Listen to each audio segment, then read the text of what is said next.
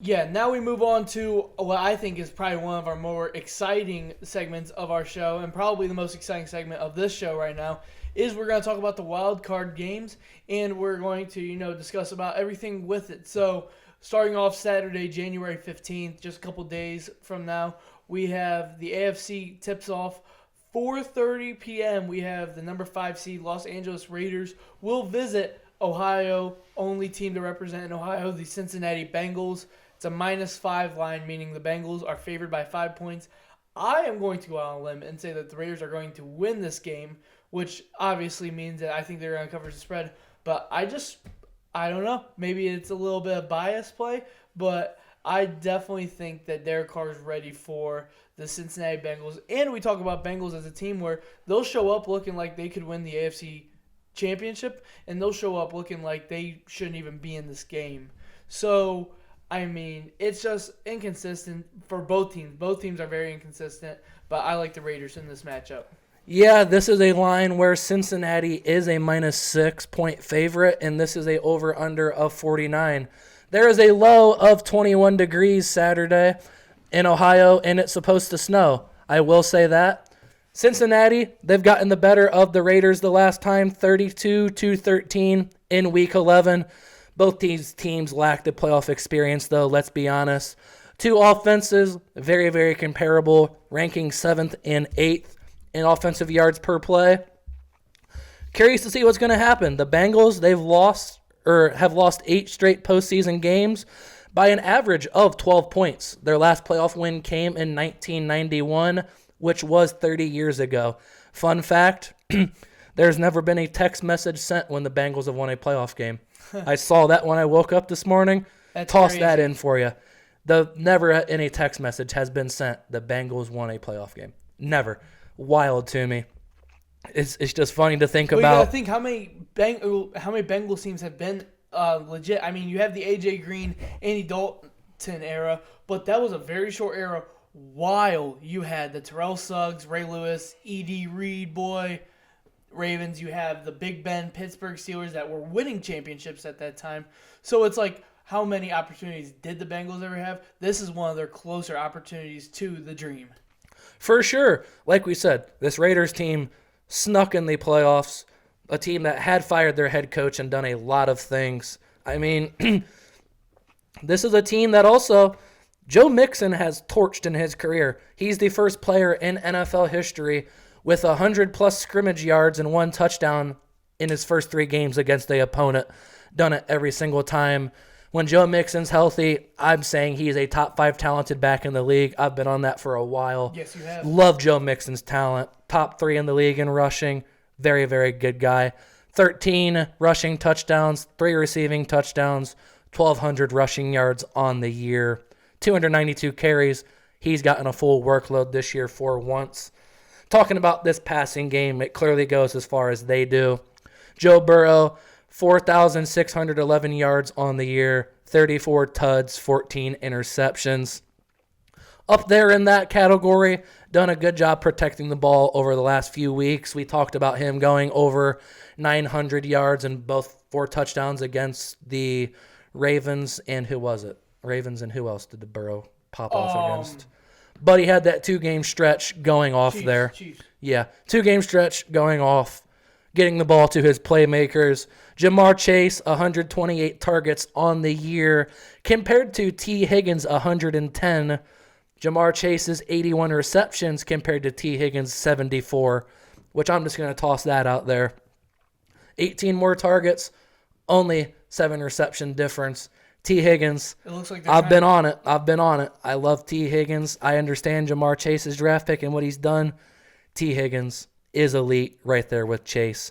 I understand Chase has 1,455 yards, 13 touchdowns on the year. Higgins is no slouch, though, at 1,091 yards and 6 touchdowns. And then toss in Tyler Boyd in the slot, 828 yards, 5 touchdowns. And even C.J. Uzama, 493 yards, 5 touchdowns. 9 of their 10 wins have been over 24 points, or they score over 24 points. But 6 of their 7 losses have been when they score under 24 points. 24 points, the magic number for this team and offense to win games. The Raiders, I'm not sure they're going to be able to score that. This team, though, like we said, won 4 straight games for the first time since 2016 when they actually won 6. During that streak, talked about the Chargers, Broncos, Browns, and Colts, with those last 2 games being on the road in pretty tough environments. They earned this playoff game by themselves. The last 4 games, they averaged 31.5 carries for 130 yards. In their previous 13 games, they averaged 22 carries for 85 yards. So 9 carries for almost 35, 40 yards more. Very efficient what they're doing. Josh Jacobs definitely gotten the rock going. I'd get the ball to him. He has 217 carries, 872 yards, 9 touchdowns. With Kenyon Drake out, Peyton Barber and Jalen Richard, they're the guys that are going to spell him, get him some breaks. This is Derek Carr's first ever playoff game, believe it or not. He is second in the league with most active games without starting a game. Ryan Fitzpatrick is at 147. Derek Carr is at 127. After that, Jameis Winston is at 80. So a very big drop-off there. Very happy for Derek Carr. You're a fan of his. Watch closely this year. The drama that has surrounded that team, he's kept them on the right track. He has Darren Waller back for this game. 55 catches, only 665 yards, and only 2 touchdowns. Those are in 11 games, though. His knee's healthy. He's ready to get rolling down this playoff stretch. Hunter Renfrow stepped up when needed to. 103 catches, 1,000 yards, and 9 touchdowns. Watching this guy at Clemson, never thought he'd be a valuable NFL receiver. Credit to him. They've got it to him. Bryan Edwards, 570 yards, 3 touchdowns on the year. I mean, when they got to get the ball going in the fourth quarter, he seems to be the hot target. Other than that, these are 2 slept-on defenses, and they're led by their pass rushers, Max Crosby and Trey Hendrickson. 8 sacks for Crosby, 14 for Hendrickson. Denzel Perryman, 154 tackles on the year for this Raiders team. Cleaned up everything. The Pro Bowler, very well deserved for him. Corey Littleton also has 98 tackles. And Trevon Moehrig, he's going to be a very, very big piece back there in this young secondary of the Raiders. Jonathan Abrams is on the IR. The rookie has started all 17 games. 55 tackles, 1 interception. Key part back there in keeping this Bengals offense contained. Talked about the Bengals defense. A lot of big games, including the Chiefs this year. They've put on a show, especially in the second half. Logan Wilson, 100 tackles. Jermaine Pratt, 91 tackles. Very good linebacking core. Larry Ogunjobi, the former Cleveland Brown, needs to be very aggressive against this run scheme. Get off the ball and get through a gap. Try to stuff this Raiders run. After that, very, very good secondary of Von Bell and Jesse Bates. Bell has 97 tackles. Bates has 88. These guys have to contain Darren Waller. These guys are the key to contain Darren Waller. The corners are not going to be matched up on him. It's going to be the safeties and Logan Wilson. He's a lot to slow down. I think this Bengals team can win. I really don't want to pick him. I don't like this Bengals team. I'm trusting Joe Mixon. I'm trusting what Joe Burrow's been doing, getting the ball to his weapons, and I'm trusting they score over 24 points. They're going to be the one playing in the cold, shitty weather. Las Vegas is the team in the dome, used to it all. Now they're going into Cincinnati. Very cold game. A chance of snow Sunday, if that just gives you how cold it is right now. Ohio, not very good time of the year. Las Vegas, good luck to you. You're going to have to deal with it. Moving on to our next game at 8:15 on Saturday night, we have the 6th seed New England Patriots are visiting the 3 seed Buffalo Bills. The Bills are favored -4 points, and these teams have seen each other. One was a very high-scoring game in Foxborough. One was a low-scoring, basically almost run game at Buffalo the first time. And this game will be played at Buffalo. Temperatures are low, so Keener, lay out this game for us. Yeah, the temperatures are very low that day. It has a high of 10 a low of 3, so you can expect a very cold game. Buffalo's the 4-point favorite, over-unders minus 44. And I'm curious to see because, like you mentioned, the game in Buffalo where it was cold, windy, and just shitty, it was 10-14, and New England won that game. Buffalo, they got their revenge 2 weeks ago. Like you said, they won 33-21 right after Christmas. Patriots were one of the hottest teams from October 24th to December 26th. They had 7 straight wins. They also covered in each game in that, something to keep in mind. I mean, and after that, New England, they lost 3 of their final 4. They allowed 27 points in 3 of those 4 games. And Mac Jones wasn't protecting the ball. He had 6 turnovers in those games. That's an issue for a team that likes to run the football, just play defense and win games. Buffalo, they ended the season on a 4-game winning streak.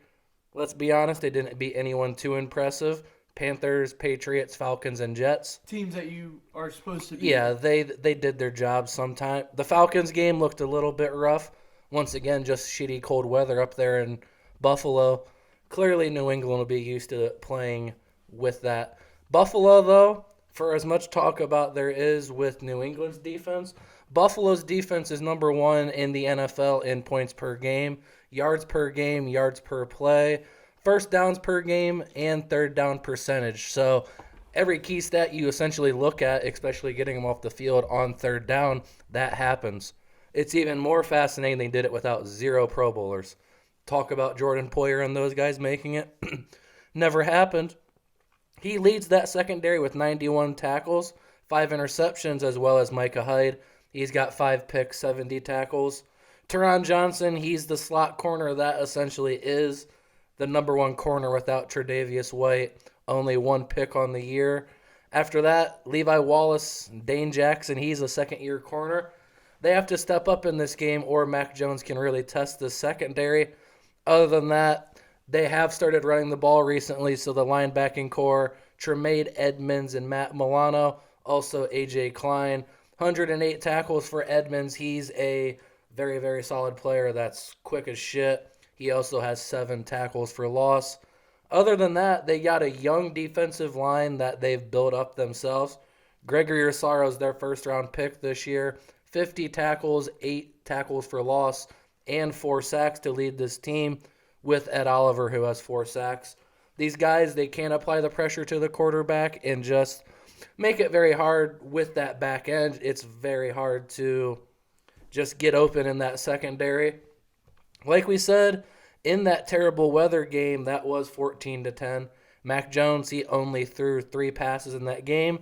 Damian Harris, though, 111 yards and a touchdown on 10 carries. Suffered that hamstring injury, which you had a bet on that night. Actually hit it. He went out after that injury. Ramondre Stevenson, he came in after that, 24 carries for 78 yards. So, big difference looking at Harris to Stevenson in these matchups. Harris returned in that Week 16 game, 103 yards, 3 touchdowns again on 18 carries. Mac Jones, though, he did throw the ball 32 times in that game, threw 2 interceptions against that defense. And, yeah, I just give the ball to Damian Harris. He seems to be healthy down the stretch. 202 carries for him, 929 touchdowns, and second in the league with 15 rushing touchdowns. Stevenson's a rookie, though. No fault to him. Really learning the scheme and getting involved. 133, 606 on the year, rushing 5 touchdowns. I'd run the ball, try to keep the ball out of Buffalo's hands as much as you can. And when you're in the red zone, look for Hunter Henry. He's got 9 touchdowns down there this year. You paid him the money, get him involved. If not, Jacoby Myers and Kendrick Bourne on the outside. Both capable guys, both over 800 yards on the year, but they're not going to wow you as this Bills offense does. I mean, Josh Allen, 15 interceptions on the year, not the best year for him there. He does have 4,400 passing yards, 760 rushing yards, 36 passing through the air, 6 rushing touchdowns on the ground. And he has 10 touchdowns, 4 interceptions since this last meeting. Like we said, he played some down teams. Solid defenses, though, that you don't look at, especially the Falcons with like A.J. Terrell. Solid defenses he's had to face with Stephon Diggs. Clearly, the dude is capable. 103 catches again, 1,200 yards, 10 touchdowns. Going up against a good corner like J.C. Jackson, always worried about that. J.C. is very, very good. Talked about Devin Singletary, a reliable runner, though. 10-plus carries in 6 of the last 7 weeks. 455 yards in that span and 6 touchdowns. On the year, though, 870 yards, so you can see that last 7 weeks doubled his production. In the one game they played, he did have a touchdown, 39 rushing, 39 receiving. He's not going to blow you away, but just to have a reliable runner in that offense to give you first downs, just move the ball for you, that is going to help these guys immensely. Like we talked about, defenses, though, are going to be the key in this game. New England's very, very good, but they have struggled to stop the run since Week 12. They are second overall against the pass, 22nd overall against that run, though. They've had big, big games. Tennessee had 246, Indy had 170, and even the Dolphins of Duke Johnson and those boys, they had 156 on this defense. Very solid, though, all around. They have 10 players with 50-plus tackles. Juwan Bentley, he has 108. Dante Hightower's back after missing last year. Has to fill the gaps to make sure this run defense is solid in this game. Secondary players like Adrian Phillips, Kyle Duggar, they need to come up and also play the run because, let's be honest, Kyle Van Noy and Matt Judon, they get sacks. Not the best just overall run defenders, though, in this offense. You know it from a Ravens fan. Judon's just not completely the best run defender. When you have 12.5 sacks, though, you can get away with 60 tackles. J.C. Jackson, we talked about him. 45 tackles on the year, 8 interceptions. He's been targeted 98 times, which is 4th in the NFL, but only allowed 50 receptions, which is 26th. When you throw to him, a lot of the times it simply just isn't incompleted. Talked about Phillips and Duggar, both 4 interceptions for them on the year. Josh Allen, protect the ball just like Mac Jones. We've already seen this game twice. There is no secrets.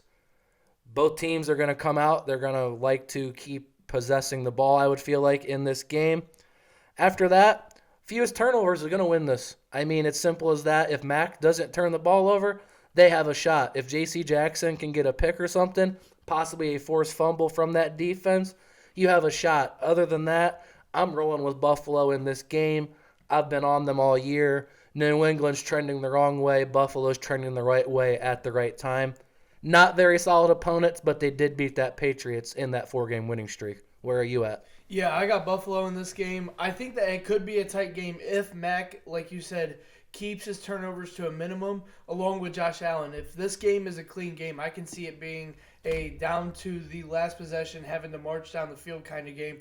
But yeah, and if it is in those conditions, sloppy weather for kicking, yeah, very sloppy. Yeah, it will be an interesting game. But I'm going to tail Buffalo on this one with you. Moving on to our next game in the NFC, we have, starting off our Sunday game slate, 1 p.m., we have the number 7 seed Philadelphia Eagles are visiting the number 2 seed Tampa Bay Buccaneers.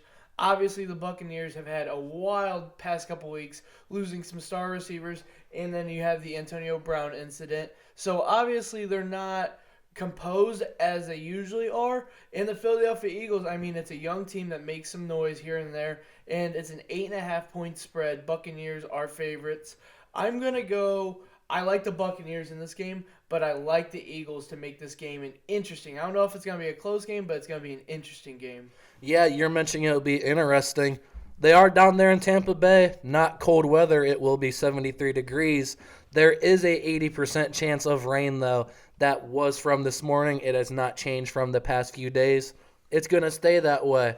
And, I mean, just to be honest, the Tampa Bay Buccaneers, Ronald Jones is doubtful. They're already without Leonard Fournette. They're going to have to rely on a rookie in Keyshawn Vaughn. I'm not sure you can do that. Very curious to see. This is the David versus Goliath matchup, though. The Buccaneers clearly have Tom Brady, 34-11 in the playoffs, and even Bruce Arians, he's 5-2. This is Jalen Hurts and Nick Sirianni's first ever playoff games. Sirianni, the only rookie head coach to lead his team to the playoffs, would have never thought I would have said that. This Eagles team, they're not the best, but they put up a hell of a fight every single week. These two already played on a Thursday night. Tampa Bay won 28-22. Leonard Fournette did have 2 touchdown runs in that game, and Tampa Bay was up 28-7. Jalen Hurts had 2 rushing touchdowns in that fourth quarter. They were able to fight them off, but they did fight back very hard. Tampa Bay, they have a franchise record of 13 wins. Should be expected when Tom Brady is in town. They are the 8.5-point favorites in this game. The over-under's at 46.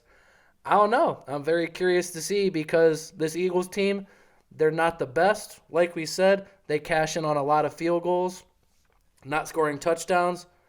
I'm not sure that's going to work against Tom Brady. These guys did win 6 of their last 8 games, though. Their loss to Dallas there in Week 18. They were missing Jalen Hurts, Miles Sanders, Dallas Goedert, Fletcher Cox, and Darius Slay. I probably just named off 5 of the top 8 players of their team that they missed. They also called up 10 players from the practice squad.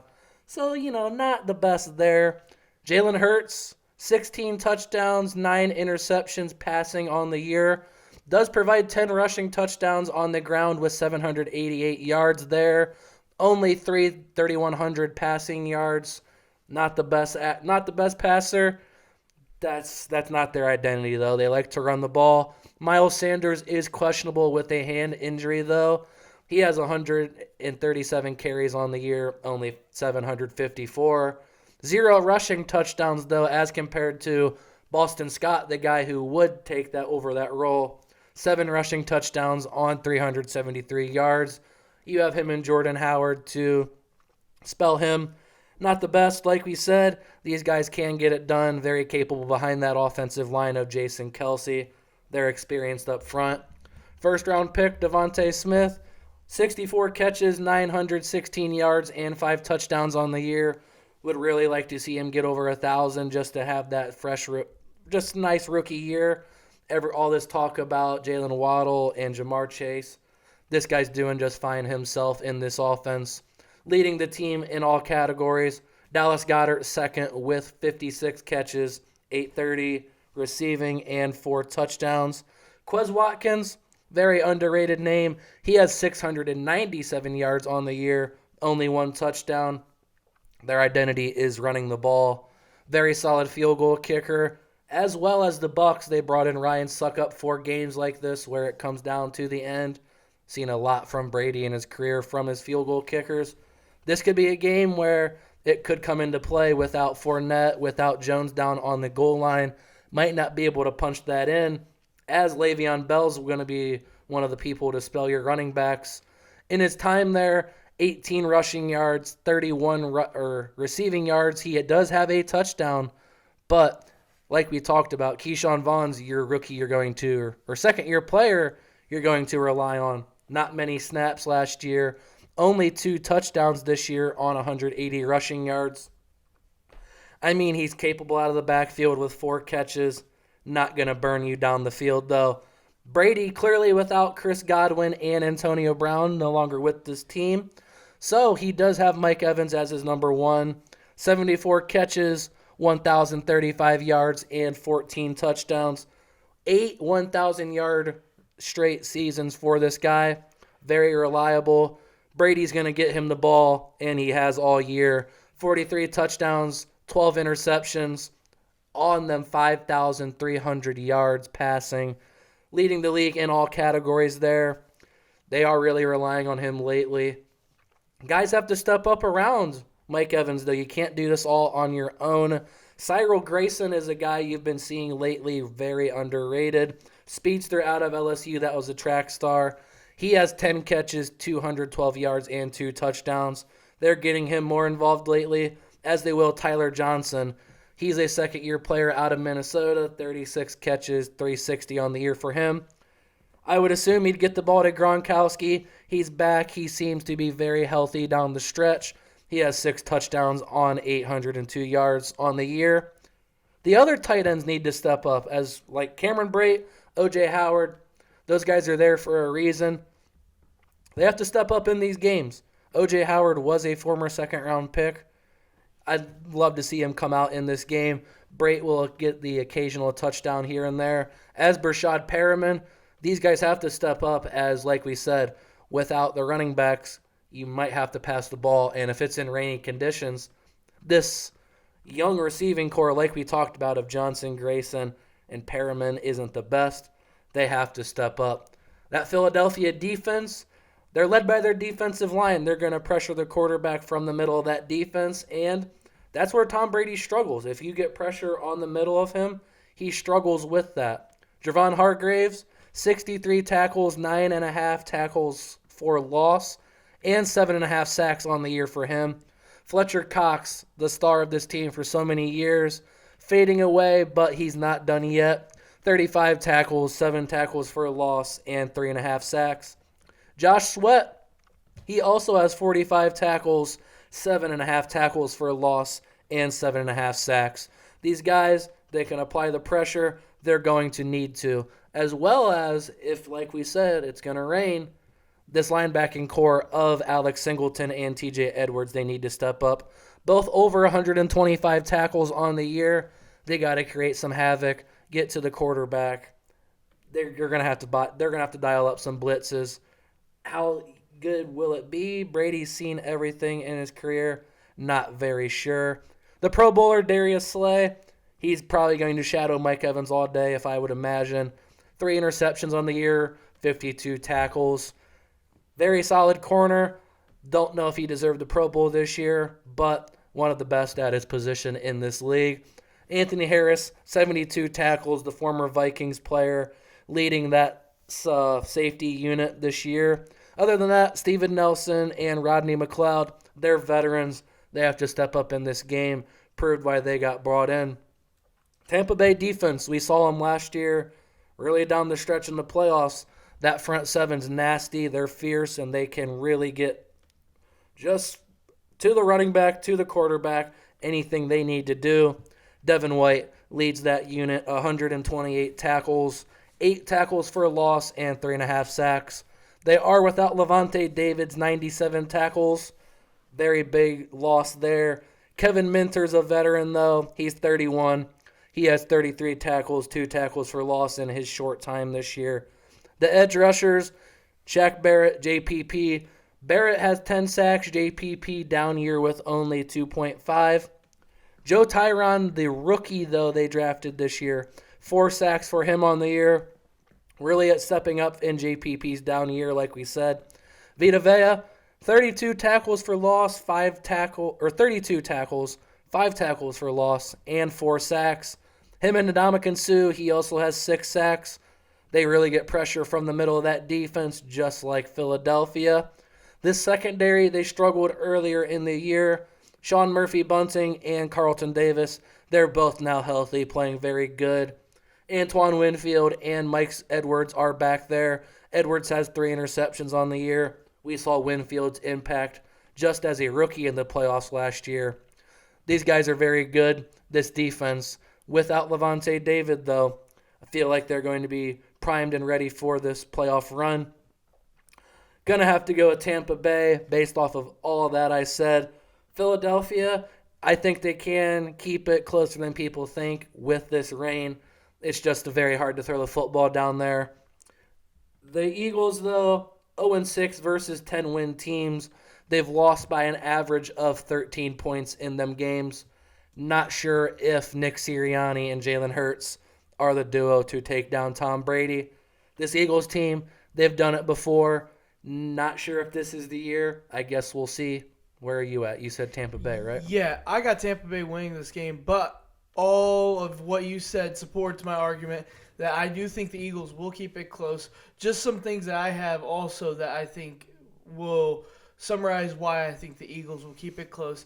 Tom Brady in his wild card round in 4 games in the wild card round is only 2-2. So that means that he doesn't do the best in these wild card round games. Plus, you talk about the weather that will be having effect on this game. On Sunday, there will be an 80% chance of precipitation in Tampa Bay. So you would result to this being a ground game. The Eagles rank number 1 in the NFL with 159 rushing yards, while Tampa Bay is at 26 in the NFL with 98 rushing yards. So I'm not going to go against Tom Brady because I think that the GOAT, the greatest of all time, he's a guy that been in situations that people haven't and is able to overcome anything. But I mean, anything can happen especially this year. Any given Sunday.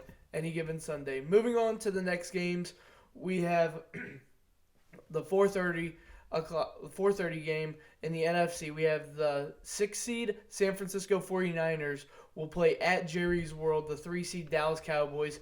Cowboys go into this game with a 3-point favorite. Talk about this game and how San Francisco's been playing well ball leading into this week. Dallas is the 3-point favorite in this game. Over under right there at 51. So all these games are hovering right around that number. This is the matchup of Dan Quinn's defense versus Kyle Shanahan's offense. Remember that Atlanta Falcons Super Bowl team. Quinn was the head coach. Shanahan was the OC.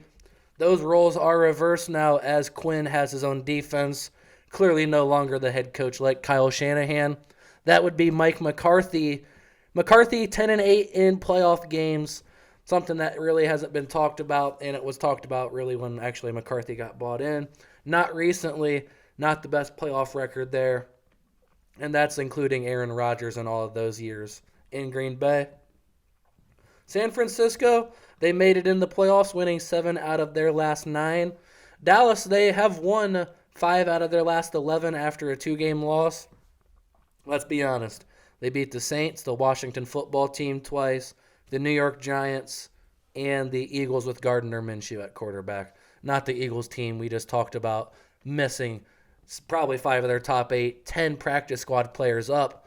So, I mean, who have they really beat in that stretch? Not the best teams. San Francisco, though, a little bit different story. They beat the Rams twice. They beat the Bengals. They only lost to the Titans by 3 points. They come back from 17 down, beat the Los Angeles Rams. This team, they are known for their chunk plays. They lead the NFL with 6.1 yards per play. Not surprising with the guys they have on offense, led by Elijah Mitchell, the 6th-round draft pick this year. They drafted Trey Sermon. They even traded up to get him. They snagged this guy later on. Worked out excellent for them. 207 carries, 963 yards, and 5 touchdowns. Missed a few games. You know how the Niners are with their running back system anyway. They like to use a lot of guys. Even Deebo Samuel in the backfield. I mean, the impact he's had this year to be an all-pro, first-team all-pro, and Pro Bowler. It's wild what he's done. All he's had to do is ever be healthy, though, and it's went back to his days in college where that's been an issue. When he's healthy, he is a problem for anyone to deal with. 77 catches, 1,400 yards, and 6 touchdowns there. On the ground, 59 carries, 365 yards, and 8 touchdowns. We saw the last game, he even threw a touchdown pass. This guy does it all. Does a lot of the dirty work for this team. With George Kittle, 71 catches, 910 yards, 6 touchdowns for him. Does a lot of the work people aren't discussing. Like last week, he had 2 catches. Big impact in that game against the Rams, though. Brandon Ayuk, he's the second option. 56 catches, 826 yards, 5 touchdowns. Juwan Jennings, he does have 4 touchdowns in the last 7 games. These are all explosive yards after catch guys, and it all goes to Jimmy Garoppolo getting them the ball, letting him do the work. Jimmy, 3,800 yards on the year, 20 touchdowns, 12 interceptions. Does have 3 rushing touchdowns, so there's the little Trey Lance effect he can add to this offense. Not really, though. You know what Jimmy is. He's going to be back there in the pocket. Very reliable, especially recently on a 2-minute drill, though. That Dallas defense, they rank 21st in the league in passing yards. They are 16th against the run. They are first in takeaways, though, and that's what they rely on with this whole unit. 26 interceptions, 23 fumble recoveries. And, I mean, let's be honest, Trevon Diggs, he has 11. That is the most since 1981 in the NFL. Credit to him. He's a ball hawk. Allowing 1,016 yards on the year. I mean, that's a big number, don't get me wrong. But let's not ignore who is in second place. That's Marshawn Lattimore. No one ever talks about that. One of the most solid corners in this league as well. Funny, though, Anthony Brown is third on this list. That is his fellow cornerback on the Cowboys. So maybe it's not just a Trevon Diggs problem. Kenny Moore is fourth. He's a solid corner in his own right. The good corners nowadays, they're going to get burnt in this league. It's just a true reality. Secondary of Jerron Kearse, he has 101 tackles. Malik Hooker's really stepped up when they've brought him in. Jordan Lewis out of Michigan there in the slot. And like we talked about, Anthony Brown gives up a lot of yards, 71 tackles on the year, a few interceptions. This defense, led by that front, though, Micah Parsons, Randy Gregory, even DeMarcus Lawrence. Few underrated guys at defensive tackle like Neville Gallimore and that. Micah Parsons, it's going to be him versus Trent Williams, and I'm excited to see it all day long. One of the better matchups. This is Pro Football Focus's number one graded left tackle versus number one graded edge on the year. Parsons, the rookie after taking last college football season off, 84 tackles, 13 sacks, 20 tackles for loss, and 30 quarterback hits, as well as 3 forced fumbles. He does a lot for this team, plays a lot of different positions. The Lawrence Taylor comparison is out there right now. I think that is way, way, way too early. But the dude is a beast.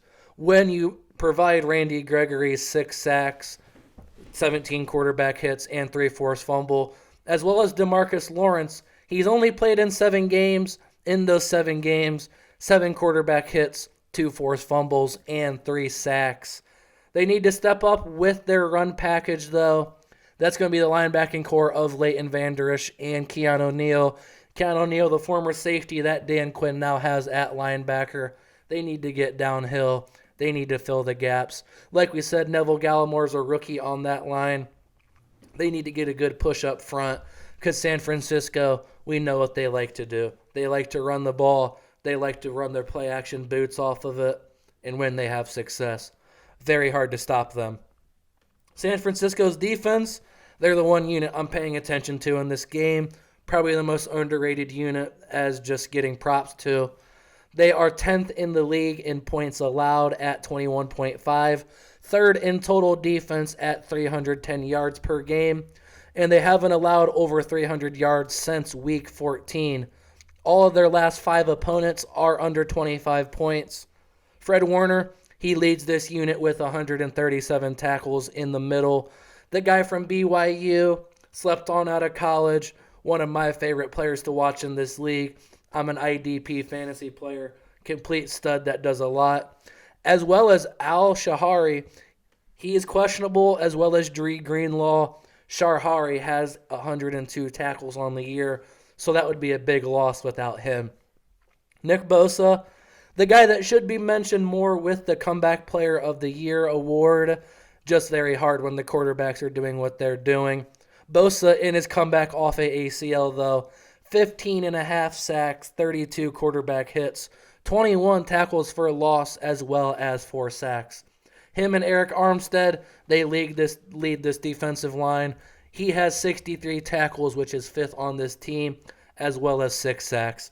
He's 6'7", can provide a real problem in the middle of that defense. Dallas, that offensive line, they're good. They're going to have to show why this week. They have to protect their quarterback. They have to just also get lanes for their running backs. This offense is balanced. They are top 5 in all categories, and one of the first teams in NFL history to have a, let's see here, 4,000-yard passer, 1,000-yard rusher, 1,000-yard receiver, and also a player with 10 sacks and 10 interceptions. They're balanced all around. I mean, that's just the stars they have on this team. Very top-heavy, especially on offense, led by Dak Prescott. 4,400 yards on the year, 37 tuds, and 10 interceptions. pretty good off of his ankle injury without a doubt. Ezekiel Elliott, surprisingly, is a 1,000-yard rusher, 10 touchdowns. The Cowboys love to get it to him down in the goal line situation. Tony Pollard, raved about him a lot on this show. 719 rushing yards, 2 touchdowns. 337 receiving yards on 39 catches. Electric kick returner as well. CeeDee Lamb, he's the guy that returns the punts. 1,000-yard receiver, as we said. He has 79 catches, 6 touchdowns. Amari Cooper, not his best year with 68 catches, 865, and 8 touchdowns. Without Michael Gallup, he tore his ACL in that last game. You're going to rely on Cedric Wilson. He has stepped up in the games without Gallup. Let's not get mistaken. Gallup missed time earlier this year with that calf injury. Schultz stepped up as well in Gallup's absence. Schultz has 78 catches, 808 yards, and 8 touchdowns. He's the guy that really fantasy managers hate because they just take away all the yards from these talented receivers. Very talented tight end in his own right, though. Heading to the free agency market after this year, this could be one of his last chances to ball out and get that big contract. This is the thing I'm looking at, though, and this is where I'm going to go with my pick. San Francisco has at least 1 turnover in all 7 of their losses, and in 6 of them they have 2 turnovers. You have to protect the ball. That's Jimmy Garoppolo. That's also Elijah Mitchell out of the backfield running it. Trust your offense. Don't go away from that running. You need it. It will come to you. You'll also get big chunks, 3rd, 4th quarter on this defense. You'll also have your splash plays like we talked about. 6.1 yards per play. Very good for this offense. Cowboys, they are 1-4 against 10-win teams. Their only win was overtime versus New England. Other than that, they lost to Tampa Bay, Kansas City, Raiders, and Arizona. So they have lost to a team that has worse quarterback play than them because, let's be honest, I'm taking Dak over Derek Carr. You're a Carr guy. I would even say that. So Dallas, they do not always play up. Dak, he does not always come out and win the games he should. I'm going to take San Francisco in this one. This seems to be the bold upset pick out of here for this wild card round. This is something that I've been on for a while. I've picked San Francisco from the start of the year to finish 13-4. Clearly that didn't happen. Really high on this team and winning 7 out of the last 9. They are coming in hot. Krevling, I think you're in agreement some with me. Where are you at? Yeah, I'm in agreement with you that I think that the San Francisco 49ers will upset this team. The Cowboys have a talented roster on paper, but the 49ers grit is something that I would not want to see if I had a favorite team in this playoffs. Deebo Samuel, 9 touchdowns over the last 8 games, 2 receiving, 7 rushing. My pick for this game is a Deebo Samuel anytime touchdown, but I do like the 49ers winning this game. I know a lot of other people are on this upset, but that's not going to scare me away from really thinking that the 49ers can show up. If they beat the Rams last week, there's no reason that they lose to the Cowboys this week. Dallas is also only 5-3 at home, so for as much as you think they protect Jerry's world, I just watched Kyler Murray go in there and dice them up without a problem. Sometimes they don't show up in these games. America's team at Jerry's World, I feel like you're going to be in for a rough wild card Sunday. And they're just not successful in playoff games as a franchise. You have now Mike McCarthy as your head coach, not successful as well. And I mean, let's be honest, Dan Quinn's defense in that playoff game was the one that blew it for the Falcons. All things that point to the Cowboys that I do not want to pick this team. Like San Francisco, a team that has made a Super Bowl run before. Not a lot of guys. It is in the building, though. Feel they'll have some good vibes. The next game, though, where are we at? Yeah, the next game we are talking about the Pittsburgh Steelers, the 7th seed, for our night game in the AFC on Sunday night. So Sunday Night Football, we have the 7th seed Pittsburgh Steelers visiting Arrowhead, Kansas City Chiefs. Chiefs open up as a 13-point favorite, and lay it out. We have Big Ben going back to the playoffs to ride off into the sunset. Yeah, we've talked about playoff predictions, and I just feel like this team's been on a destiny just destiny. I don't know what you call it. The spiritual existence, something. I don't know. They've just had something playing in their favor. I thought it when it come down to the very last game of the year, came down to that very last field goal. These guys sneak in, and they've already played Kansas City. They played in Week 16, and let's be honest, they got their ass kicked, 36-10. Kansas City, they didn't have Travis Kelce. That was the game they got Tyreek Hill right off of COVID, so he didn't even practice that week. Pittsburgh, though, they were without Pat Freiermuth. That offense does look completely different when he gets going. Byron Pringle, he was the leading receiver in that game, believe it or not. He had 2 touchdowns on 75 yards and 6 catches. I'm not sure that's going to happen again, though. This Chiefs team, they are really banged up, and it needs to kind of be stated here. Tyreek Hill, he has a heel injury. In that December 26th game, that Week 16 game, he only had 2 catches for 19 yards. For the season, he has 11 catches, 1,200 receiving yards, and 9 touchdowns. 11.2 per catch, which is insane. They are 8-0 when Tyreek Hill reaches 70-plus receiving yards. That's the magic number. Clyde Edwards-Helaire has not played since that Week 16 game. He has a collarbone injury, so you'd figure they'd go to their backup. Well, Darrell Williams also, he is questionable with a toe issue, so they might have to rely on rookie Derek Gore in this game. 256 yards, 2 touchdowns for him. Clearly, don't really feel like you're going to rely on these running backs in this game. They're there for when you need them. Other than that, you know what player is going to have the ball in his hands. That is the guy that is 6-2 in playoff games. That's Patrick Mahomes. 17 touchdowns, 4 interceptions with 290 yards per game in those playoff games. So he steps up, plays some of his better football down the stretch. Travis Kelce, he also needs to step up. He only has 34 yards once in the last 5 games since COVID. He did have COVID. That might have an excuse to his play. He needs to step it up, though, if Kansas City wants to reach where they have their goals to go. This offensive line, very young unit. The interior is amazing, though. You have Creed Humphrey, Trey Smith, and Joe Thuney. These guys, very, very good up front. They protect their quarterback.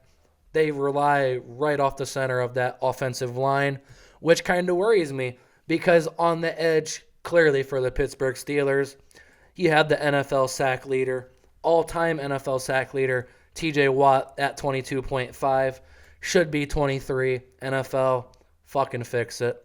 If you're giving Michael Strahan the sack award for Brett Favre falling down and getting touched, you can give that sack award for a fumble. 0.5, it matters. I'm sorry, it does. This guy, he also leads the league, though, in quarterback hits, tackles for loss, fumble recoveries, and he's 5th in forced fumbles. You have to know where he is on that right side of that offensive line or defensive line. Coming from your right side, you got to know where he is. 64 tackles on the year. It's about the other players around him this year that need to step up. Cam Hayward, he has 10 sacks. Chris Wormley, he has 7 sacks. Alonzo Highsmith, he has 6 sacks. Overall, they have 11 players with a sack. Those guys need to apply pressure. When Mahomes is flustered, gets out, makes dumb passes down the field, we've seen what happens to this offense. Secondary of Micah Fitzpatrick, he's a ball hawk back there. Not his best interception year. Does have 124 tackles to lead this team. Joe Schobert got brought in at the start of the season, 112 tackles. Really good thing they brought him in because Devin Bush, their former first-round pick, his 70 tackles are not what they are looking for off his torn ACL. Secondary, they have to step up. Not just Micah, it's also Tremaine Edmonds' brother, Terrell. Also Cameron Sutton, Joe Hayden, and rookie Trey Norwood. This is the unit that needs to step up in this game. It's no secret how you have to beat this Kansas City team.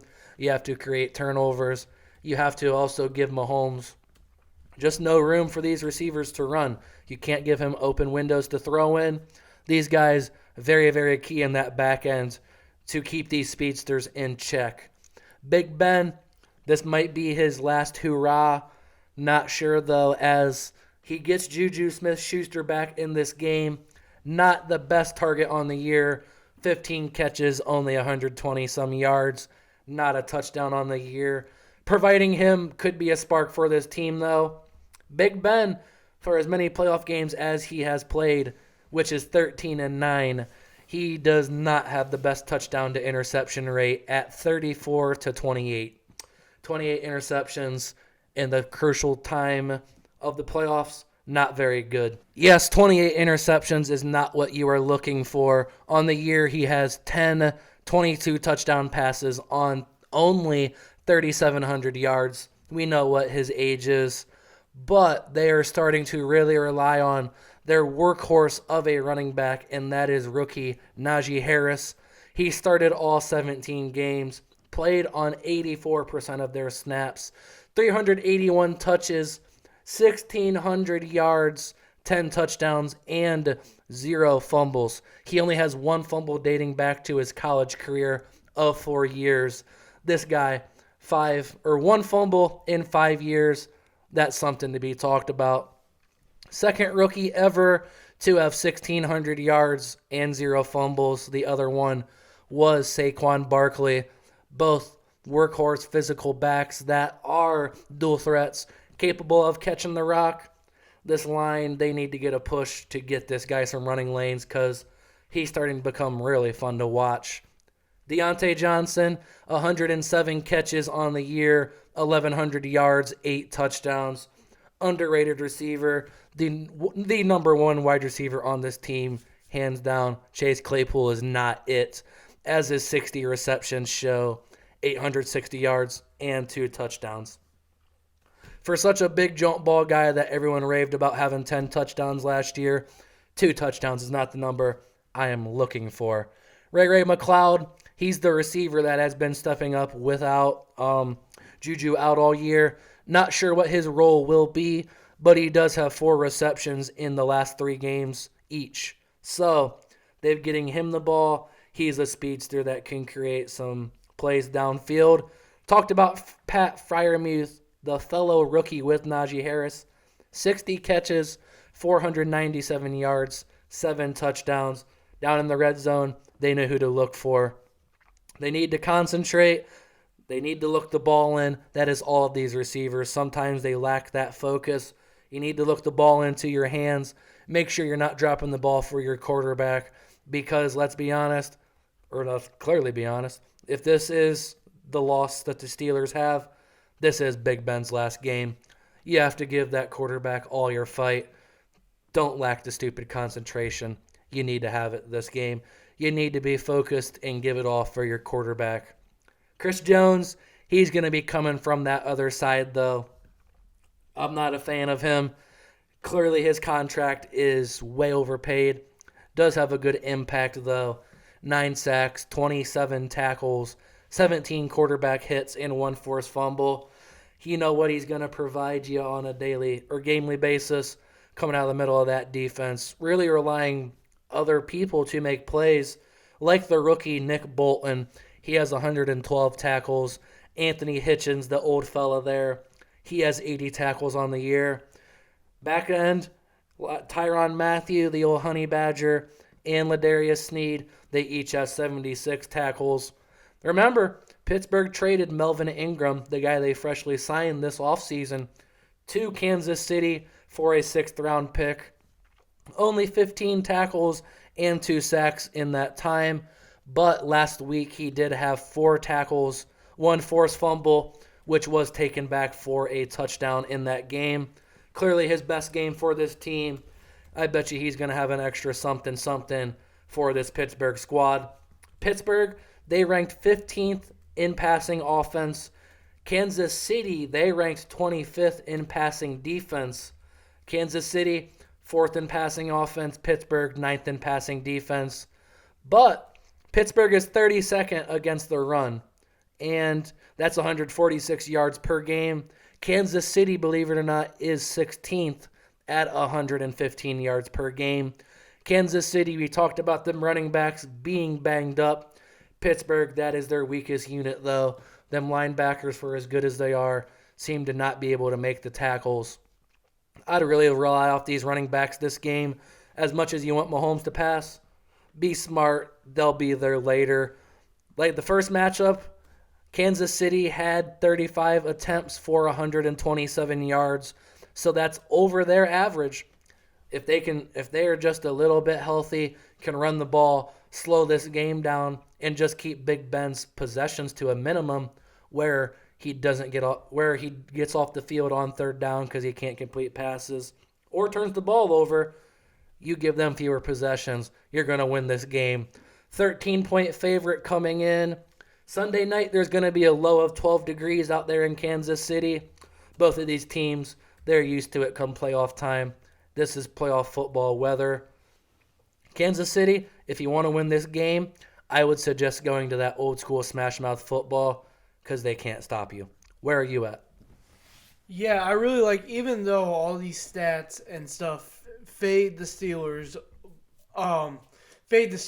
immensely. And yeah, I'm going to fade the Steelers. I like the Kansas City Chiefs, but a 13-point spread is a lot. And I know that the Kansas City Chiefs on December 26th, just beat the Steelers by 26 points.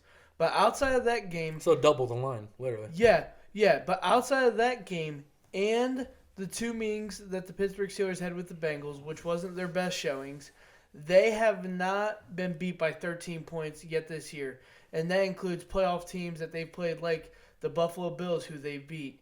The Steelers played the Raiders. They only lost by 9. They lost by the Packers by 10. They beat the Titans. These are teams, my point is, these are teams that are very good. And the Steelers, even though they don't win these games, they stay competitive or within a 1 score or a 10-point. So outside of the Chiefs, Bengals, this team has always stayed within a 2-score game of their opponents. I like the Steelers plus 13, but yes, I'm going to go Kansas City Chiefs. Moneyline, unless something shocking happens, I don't see the Steelers winning this game. Pittsburgh is a team. They played the hardest schedule in the NFL with that 39-year-old quarterback. Clearly the worst offensive line. You got rookies at running back and tight end. Clearly just boneheads at wide receiver room in the two guys I'm talking about off TikTok. For them to even make the playoffs, very good for them. Very good for Mike Tomlin, one of the good guys of the league. TJ Watt in that first game only played 38 snaps against them.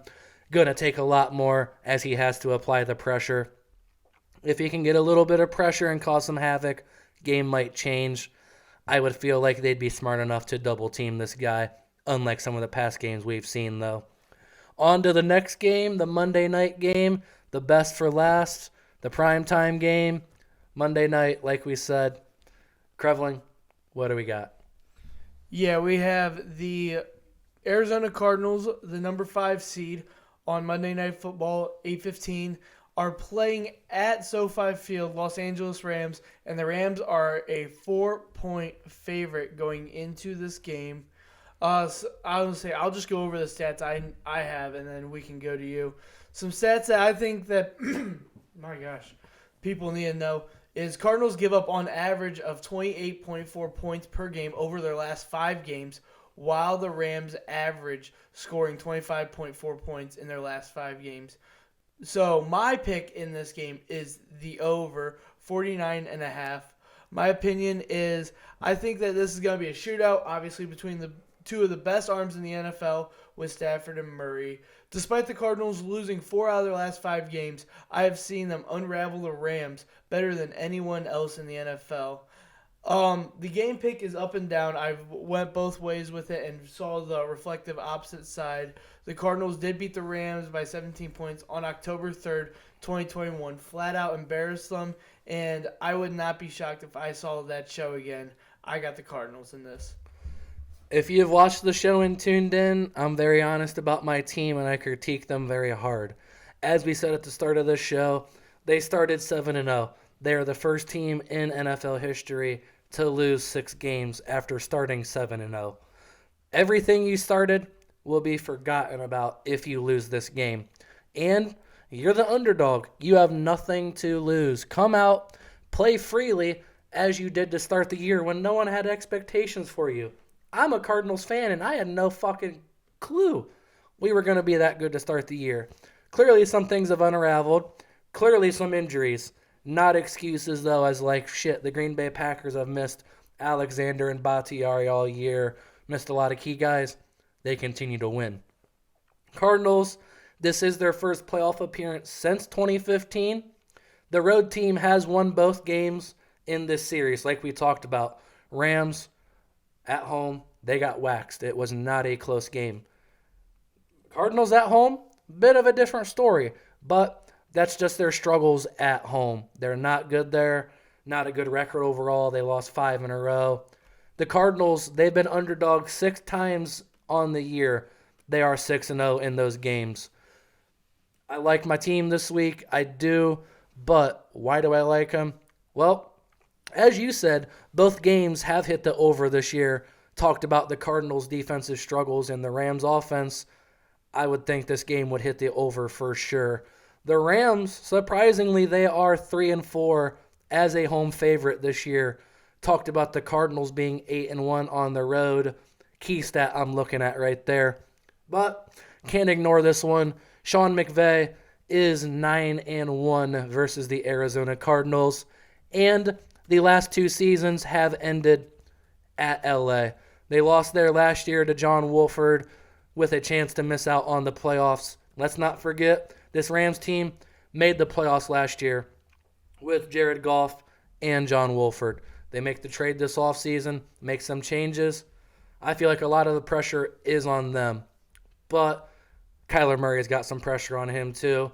Maybe it's just my expectations for him, but feel like he has to really come out and shine in this game.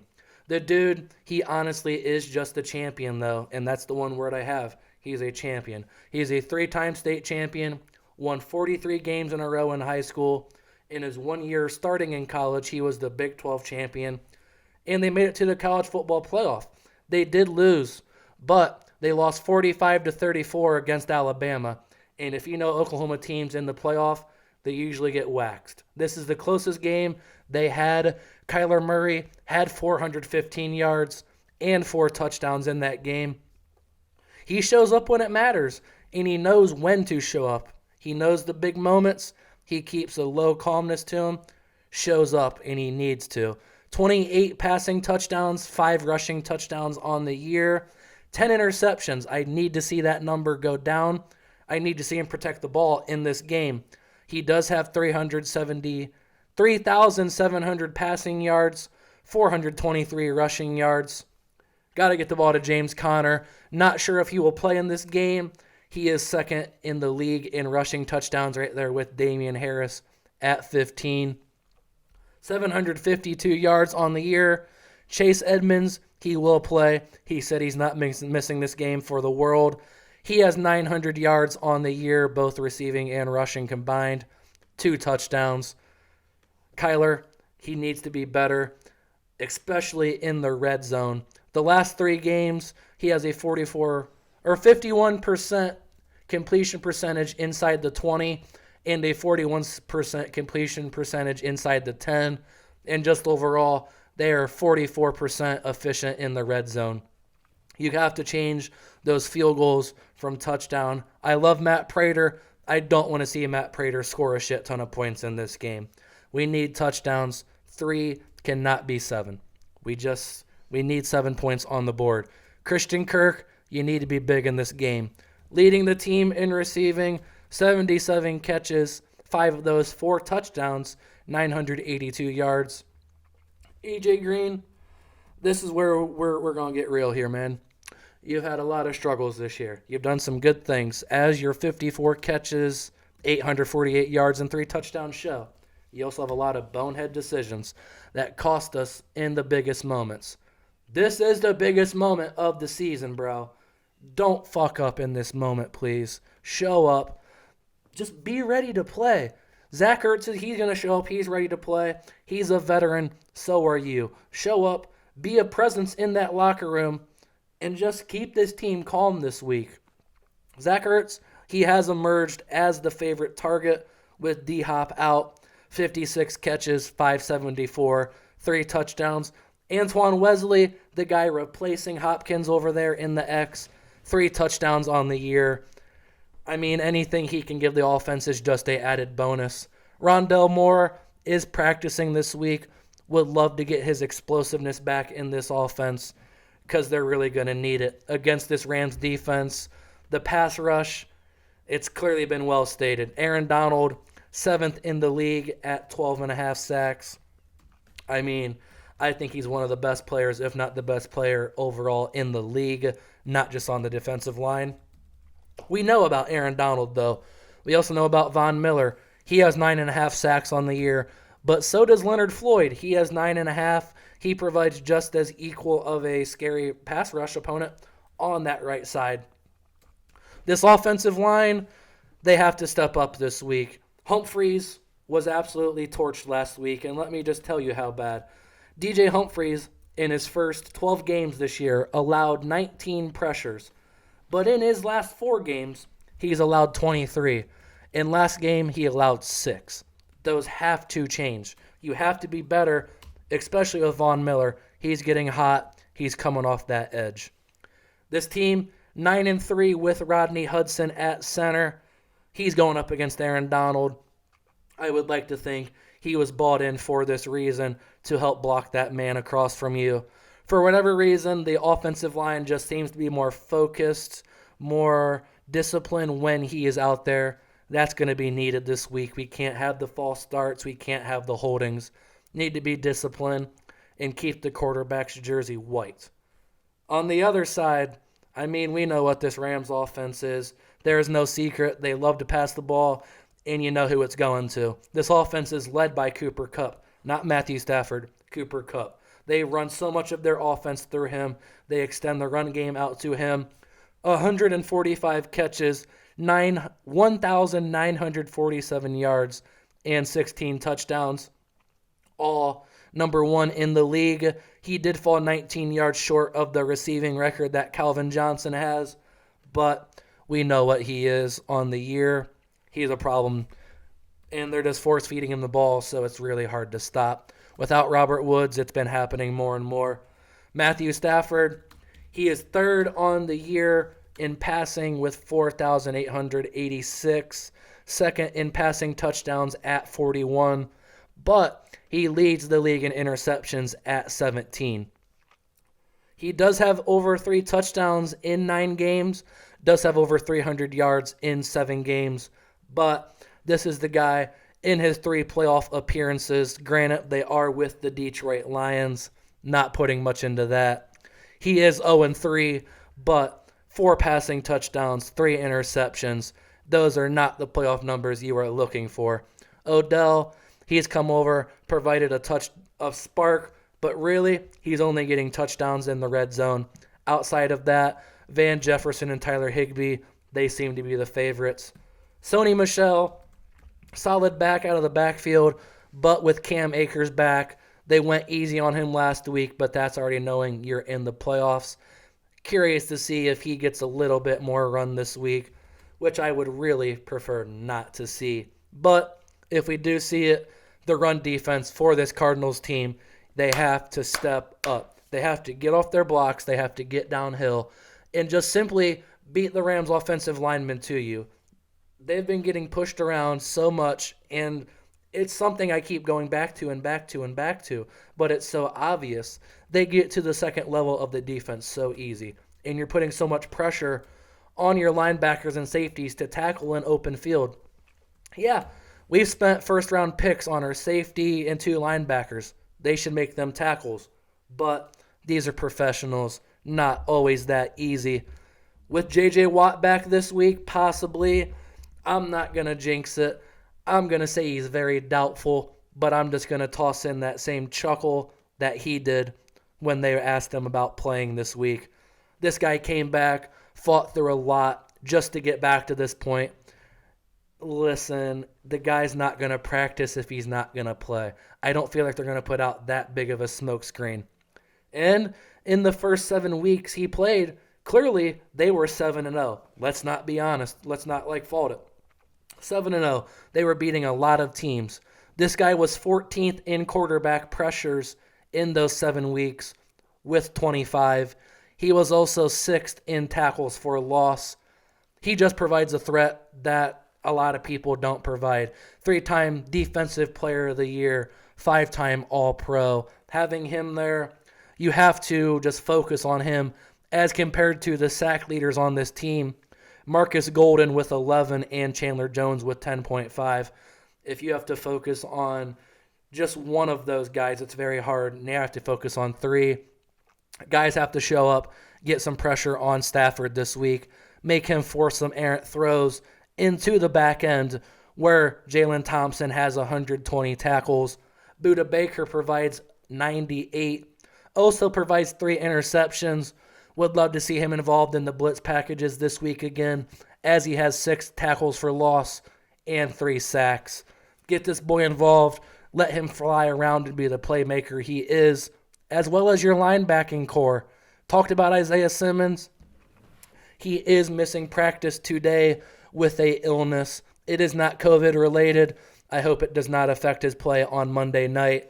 That extra day could really help him. He has 102 tackles, 4 tackles for loss, and 7 passes defended. We know how big of a threat he is to go out and cover tight ends. Would really love to have Tyler Higbee eliminated from this game plan this week. Jordan Hicks, he's the other linebacker, 116 tackles on the year, 7 tackles for loss and 5 sacks. Does a lot for this defense. This is the guy who wanted to be out before the season started. He came back, playing over Xavier Collins. Very thankful he's on this squad. He has playoff experience. He won a Super Bowl with them Eagles teams, as well as Zach Ertz. Other than that, both of these teams really do lack a lot of playoff experience. Stafford has only played in 3 games. Odell Beckham has played in 1. Other than that, Von Miller is 4-3, has not played since the Super Bowl, though. And Jalen Ramsey is 3-2. The Cardinals, no secret either. Kyler Murray, first playoff appearance. James Conner, only his 2nd. Wow, Pittsburgh, that's pretty sad just to say. AJ Green, this is his 4th. They haven't won. They've never won a playoff game. As well as Rodney Hudson, he's 0-2. Chandler Jones, he is 6-3 from his time with the Patriots. Clearly a good record there. And J.J. Watt, 3-5 in those playoff games with the Houston Texans. This veteran group of defensive linemen of Chandler Jones and J.J. Watt, they need to show up this week. They need to provide some fight and spirit for this defense. I never thought I'd use spirit to describe a football game, but you have to have pride in what you're trying to do out there. You're a professional getting paid. You're not just playing for you. You're playing for the fans of your team, the fans of your area alone. This is for the Arizona area in general. Phoenix Suns last year had a deep playoff run. These guys, they can feed off some momentum of that. Arizona fans need to get involved on this playoff run. I understand you're on the road, but as a Cardinals fan, you should realize that's where they play good. The Cardinals, 8-1 on the road. The Rams are only 5-3 at home. And for whatever reason, it just seems like when the Cardinals are locked in a hotel room, being forced to go to sleep on time, being forced to study your playbook, being forced to be together with team camaraderie, seems they just play better. They need to come out. They need to show up because they know this is a big game. Cliff Kingsbury, 13-3-2 as a road underdog. Cliff, you need to have a big game plan. I've called for your job the last few weeks. You looked good the week before. Last week against the Seahawks, not so much. I've called for your job. Maybe that's a bit too far-fetched. You need to show up in this game with a game plan, with just, this is what we're going to do. We're going to stick to it, and that's that. Once you do that, like the first time you played these guys, like the time you played the Browns, like the time you played the Titans, you come out and whoop their ass. I would love to see that. Don't think it's going to be an ass whooping like we saw week 1. I expect it to be a little bit closer than that. But I believe it almost has been every week I've picked the Cardinals on this show. I know I picked them against the Colts, and I know I picked them against the some other team. But I ride with my boys. I've watched all the games. I know what they are capable of. I know the kind of talent they have on this team. They bought a veteran group out there for a reason, for a playoff run, to go. You have your rookie quarterback, or not rookie quarterback, third-year quarterback on a rookie contract, only 2 more years of that. Your window for that, very, very small before he gets a Mahomesian-like deal. Take advantage of it now. You have a matchup with the team you're capable of. There's no secrets in this game. McVay and Cliff, they're buddies. They're familiar with each other's offenses. You know what's coming, and it's just who wants it more. That's simply what this game is. Who wants it more? Who wants to move on more? The Rams made a lot of trades this year. Did they make them for a reason? I would like to think so. I don't think these guys want to go home after one playoff game. A lot of pressure on their shoulders, but I feel like equally pressure on the team that started out 7-0 with an MVP candidate. Get into your preview of this game. Oh, I was going to say, I went before you, but Well, yeah, I think that the over hits for sure, like you said. Both games have hit, yep. Yep, and it's just an air raid. And then For both teams, yeah. Yeah, for both teams, they rely heavy on the pass. Obviously, you have Cooper Kupp, and then you have Kyler Murray on the other side. And I expect it to be a very good football game. That is the only expectation I have for this game. I will say, my quarterback, his record in prime time, for whatever reason in the NFL, is not the best. This year, they are 0-3. He does have 1 touchdown pass, 2 interceptions. Listen, he knows what time it is. This guy plays for much more than the regular season. We just went over his high school career, his college career. This is his first chance to show, listen, I am that dude. I chose football for a reason over the MLB. I'm going to shine. And to do that, it involves throwing the ball downfield. Without DeAndre Hopkins in this offense, his numbers have shrunk from 8.9 yards attempt to 6.5 over those last 5 games. Not something I like to see. I clearly understand why. Be aggressive, man. Be smart, be aggressive. Come out when the lights are on. It's time to shine. Put on a show for the media. Put on a show for the fans. And go into next year with some momentum. We ain't done yet, but this could be it, and I don't want it to be.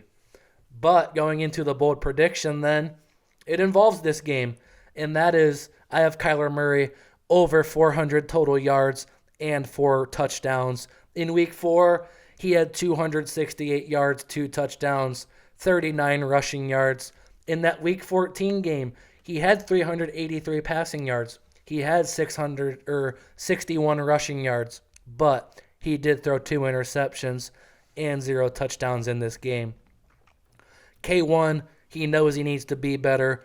Without the possibility of James Conner being there, the red zone, the possibilities are there. For your legs, for Zach Ertz, easy touchdowns. I like that 4 touchdown line without Conner pounding it in. Where's your bold prediction at? My bold prediction is at Jerry's World, but on the other side of the football, I predict that Super Gremlin Deebo Samuel has not 1, but 2 touchdowns against the Dallas Cowboys. He's been a touchdown machine in the past 8 weeks, and I don't expect that trend to stop. I expect San Francisco to beat the Cowboys on top of that. But another bold take I have is the Eagles keep it a 3-point game with the Buccaneers. I could be completely flat wrong on that, and that's why we called it a bold prediction. Thank you for joining us on Just a Bit Outside today. I am your host, Brayden Krevling, along with my co-host, Nathan Keener. Peace.